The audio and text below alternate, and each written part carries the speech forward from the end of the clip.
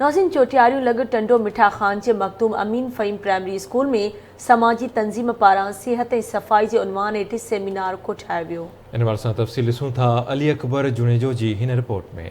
चवंदा आहिनि त सफ़ाई निसफ़ ईमान आहे। सेहतमंद ज़िंदगी गुज़ारण जे लाइ माहौल सां गॾोगॾु जिस्मानी सफ़ाई रखण बि इंतिहाई ज़रूरी आहे। जॾहिं खां कोरोना वायरस जी विबा आई आहे त हाणे सिंध जे कुंड कुड़च में हथनि खे साफ़ रखण जे लाइ मुख़्तलिफ़ इदारनि जे तरफ़ां आगाही प्रोग्राम मुनक़िद थी रहिया आहिनि। उन सिलसिले में हथनि धोअण जे आलमी ॾींहं जे मौक़े ते चोटियारियूं वेझो टंडो मिठा ख़ान जे गवर्नमेंट प्राइमरी स्कूल मखदूम अमीन फ़हीम में समाजी तंज़ीम क़तर चैरिटीअ जे ताउन सां सिहत ऐं सफ़ाईअ जे उनवान हेठि सेमिनार मुनक़िद कयो वियो। सेमिनार के ज़िले एजुकेशन ऑफिसर सां गॾु नसीर अहमद जोगी, तहलके एजुकेशन ऑफिसर सां गॾु मुनवर जट, सरवरी जमायत जे चीफ खलीफ़े सैयद नूर मोहम्मद शाह, उस्ताद Muhammad Urs Rajar, social welfare officer Wajid Ali Memon, समाजी अॻवान मोहम्मद अशरफ मुग़ल ऐं मैडम राहीला ख़ासकेलीअ ख़िताब कयो। मुक़र्रिरीन पंहिंजे ख़िताब में चयो त सिहत खे बरक़रार रखण जे लाइ पंहिंजूं घटियूं गलियूं ऐं रोड रस्ता साफ़ करणु घुर्जनि। सेमिनार में स्कूल जे शागिर्दनि हमद ऐं नहतूं पाइण सां गॾोगॾु सफ़ाईअ जे मौज़ूअ ते मुख़्तलिफ़ टेबलोज़ पेश करे खूब दाद वसूल कयो।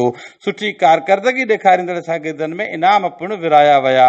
सेमिनार में शिरकत कंदड़नि आवाज़ टीवीअ सां ॻाल्हाईंदे चयो त प्रोग्राम सफ़ाईअ जे ॾियारे जे हवाले सां आहे, जंहिंमें असांजी जेके सहकारी आहिनि, क़तर चैरिटी वारा आहिनि, जिन ही प्रोग्राम ऑर्गेनाइज़ कयो आहे असांजे स्कूल में।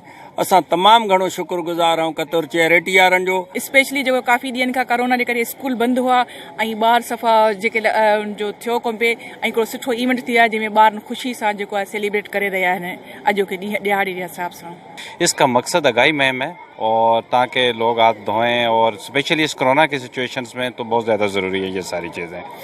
और इसके साथ साथ मैं ये भी कहूँगा कि क़तर चैरिटी सिंध में मुख्तलिफ प्रोजेक्ट्स पे काम कर रही है, स्पेशली वॉश पे, तो वो चीज़ें हमारी कंटिन्यू रहेंगी। सफ़ाई जेका आहे उहा निसफ़ ईमान आहे। सफ़ाई जे हवाले सां जेतिरी आगाही सां जी रही आहियूं, असांखे शायदि अञा वधीक ज़रूरत आहे, छो त कोविड-19 ॾिसो पिया तव्हां, इन जा रीज़न्स इहे आहिनि सफ़ाई न हुअण करे, वायरस जो फैलाव आहे।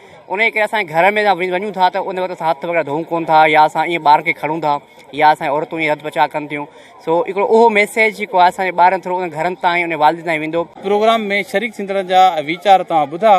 कैमरामैन शाहनवाज़ कुंभर सां गॾु अली अकबर जुणे जो आवाज़ टीवी न्यूज़ चोटियारियूं।